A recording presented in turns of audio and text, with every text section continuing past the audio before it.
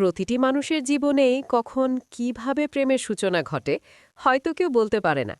পৃথিবীতে এমন কেউ হয়তো নেই যে সে কারো প্রেমে পড়েনি।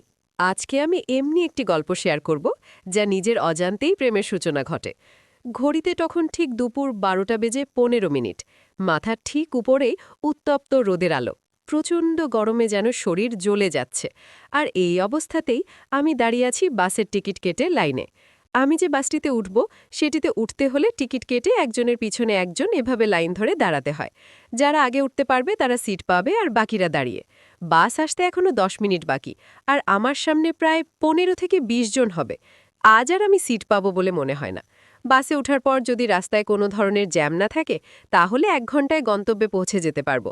আর যদি জ্যামে আটকে যায় তাহলে কতক্ষণ লাগতে পারে তার কোনো আইডিয়া নেই আমার। এত বড় রাস্তা আমি দাঁড়িয়ে কিভাবে যাব সেটা ভাবেই ভয় লাগছে। বসার পর আমি একটা কথা খুব গভীরভাবে ভাবতে থাকি। যদি এখানে ছেলেটির জায়গায় আমি হতাম, তাহলে কি আমি ছেলেটির জন্য সিটটি রাখতাম?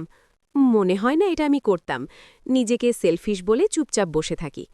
কিন্তু কেন জানি চুপচাপ থাকতেও ইচ্ছা করছে না। নিজ থেকে ছেলেটির সাথে কথা বলতে থাকি। ওরা একজন আরেকজনের সাথে পরিচিত হয়। আসলে দীর্ঘ একটা পথ একসাথে যাত্রা করার কারণে অনেক কথা হয়। এরই মধ্যে একজন আরেকজনের ফেসবুক অ্যাড হয়ে বন্ধুত্বে পরিণত হয়।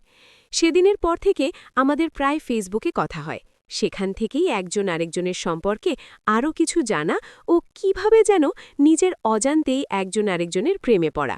প্রেম হয়তো এমনি, কখন কার জীবনে কিভাবে আসে কেউ বলতে পারে না। আমার আজকের লেখা প্রেমের গল্পে আমি এভাবে সাজিয়ে লেখার চেষ্টা করেছি, যেখানে কাউকে একটুখানি দেখা থেকে ও সেখান থেকে আস্তে আস্তে এত দূর চলে আসা। মানুষের জীবনে এর থেকেও আরও অদ্ভুত প্রেমের গল্প রয়েছে যা আমাদের কাছে অজানা।